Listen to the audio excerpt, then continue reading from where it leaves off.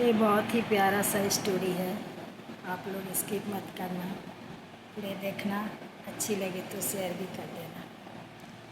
एक भाई बहन की स्टोरी है। दोनों भाई बहन के माता पिता पहले ही गुजर चुके थे और दोनों भाई बहन में आपस में बहुत ही प्यार था। बहन छोटी थी, भाई बड़ा था।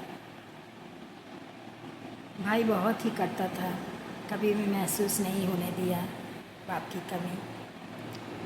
पढ़ाई लिखाई हर एक चीज़ भाई ने बहुत अच्छे से निभाया। ऐसे ही चलते चलते बहन की पढ़ाई कंप्लीट हो चुकी थी और कुछ समय के बाद भाई ने बहन का शादी किया। बहन की शादी में सब कुछ बहुत अच्छे से किया। दान दहेज, सोना, हर एक चीज़, कोई कमी नहीं, बहुत अच्छे से बहन का शादी कर दिया। बहन अपनी ससुराल चली गई। फिर एक दिन बहन कुछ समय के बाद में वो अपने मायके आई और भाई के सामने बैठ के ऐसे ही बातचीत हो रहा था। भाई ने कहने लगा कि चलो अच्छी बात है, भगवान के कृपा से कोई चीज़ की कमी नहीं है और मैंने भी तुम्हें बहुत अच्छा से शादी उदी कर दिया। पापा ने इतना करके गया था, मेरे पास भी कोई कमी नहीं है और यहाँ भी तुम्हारे ससुराल में सब चीज़ बड़ा पूरा है, कोई कमी नहीं है।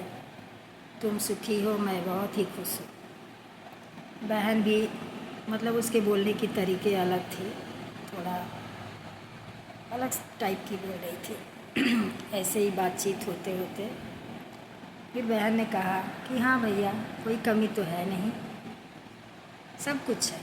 आपके पास भी सब कुछ है, मेरे पास भी सब कुछ है और पापा ने इतना कमा के गया है। लाखी आप, वो तो पापा भी रहते तो मेरे ऊपर, मेरे शादी में इतना खर्च करते, तो आपने किया, पापा का ही तो कमाया हुआ आपने किया ना। फिर भाई सोचने लगा क्या बात है, ऐसे बात कर रही है। फिर बहन ने कहा कि जो भी है, आपने जो भी दिया किया वो तो अलग है, पर अभी भी पापा का तो संपत्ति बहुत सारा, जो पापा अपना प्रॉपर्टी बना के गए हैं आपके लिए, तो उसमें तो माँ बाप का संपत्ति में जितने भी बच्चे होते हैं सबका बराबर का हक होता है। तो अभी तो पापा का संपत्ति ही है, तो मुझे उसमें आधा चाहिए। और भाई सुन के शॉक हो गया। फिर बोला कि ये क्या बोल रही हो, तुम अपने ही भाई से रिश्ता तोड़ना चाहती हो, तो इसमें रिश्ता का क्या बात है। पापा का जो भी संपत्ति है, हम दोनों भाई बहन हैं, तो उसमें तो ऐसे ही आधा का हक मेरा है, आप मेरा आधा संपत्ति दे दो। भाई ने चुपचाप बहुत देर सोचने के बाद में कहा कि ठीक है, अगर तुम चाहती हो तो मैं वो भी आपको तुमको दे दूँगी। और फिर भाई चला गया।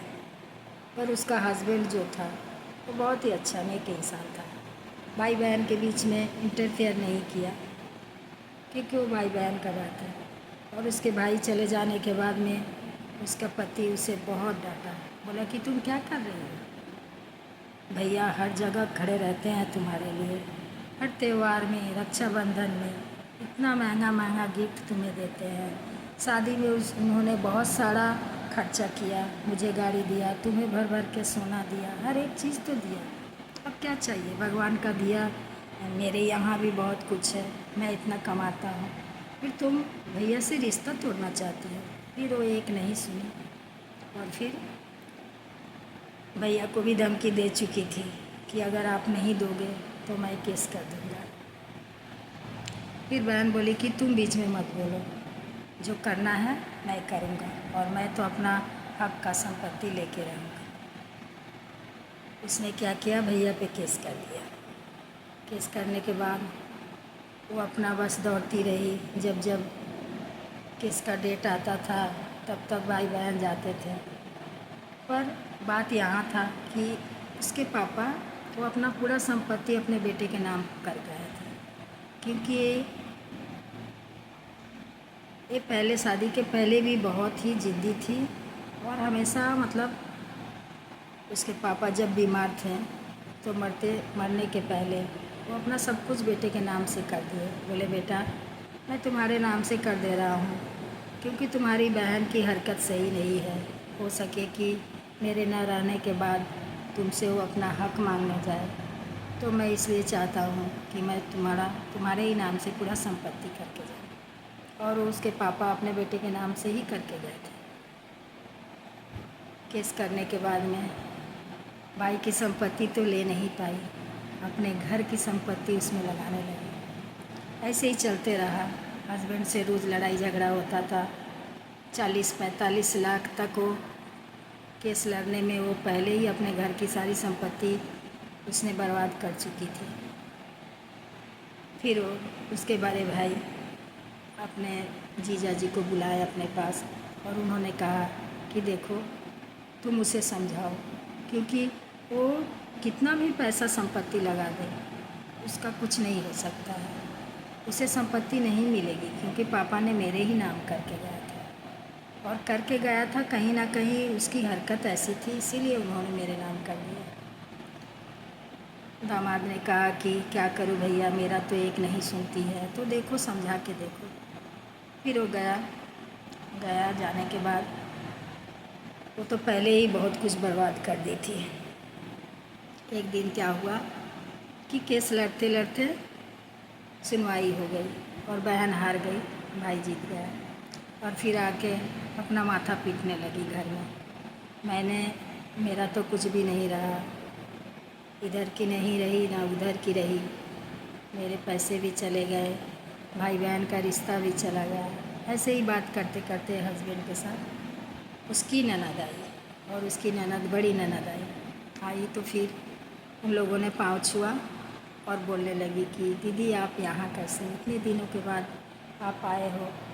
तो ननद उसकी बोलने लगी कि हाँ तुम भी अपना भाई का संपत्ति ले रही थी ना, तो मैंने भी सोचा कि चलो मैं भी अपनी माँ बाप की संपत्ति, मेरी भी तो हक है, तो मैं भी अपना संपत्ति ले लेती हूँ। तब वो माथा पीटने लगी, बोली कि नहीं दीदी ऐसा थोड़ी होता है, आप क्यों संपत्ति लोगे, तो तुम भी तो अपना भाई का संपत्ति लेने गई थी। तो बस मैं भी आ गई, सरकार जो कोई भी नियम बनाया है तो सोच समझ के ही बनाया है। फिर वो रोने लगी कि मैं क्या करूं, मैं तो अपने घर में भी जो था वो भी बर्बाद कर चुकी हूँ, अपना रिश्ता भी बर्बाद कर चुकी हूँ। और ठीक है आपको लेना है तो आप ले लो। और फिर उस लड़की का आँख खुल गया और वो बहुत रोने लगी, बोली कि मेरा भाई भी मेरे भाई से भी रिश्ता टूट गया। और पैसे तो अलग की बात है, मैं तो अंधी हो गई थी। फिर उसका आँख खुलने के बाद फिर उसकी ननद बोली कि अरे भाभी चलो कम से कम तुम्हारा आँख तो खुला, मैं तो ये नाटक कर रही थी, मुझे कोई संपत्ति नहीं चाहिए। तो उसने कहा कि नहीं दीदी आपका भी हक होता है, आप भी लो, पर मैं तो बर्बाद हो गई, मेरे भाई से भी रिश्ता ख़त्म हो गया। फिर उसका हस्बैंड ने कहा कि कोई बात नहीं, चलो कम से कम तुम्हें समझ तो आई, भैया का क्या है, चलो हम लोग भैया के पास चलते हैं, भैया माफ़ कर देंगे तुम्हें। और उसकी आँख खुल गई और वो अपने बड़े भाई के यहाँ गई और जाके भाई से गले मिल के रोने लगी, भाई माफ़ कर दिया। भाई ने कहा कि चलो कम से कम तुम्हारा आँख तो खुला। तो ये स्टोरी आप लोगों को कैसी लगी, अच्छी लगी हो तो शेयर ज़रूर करके जाना।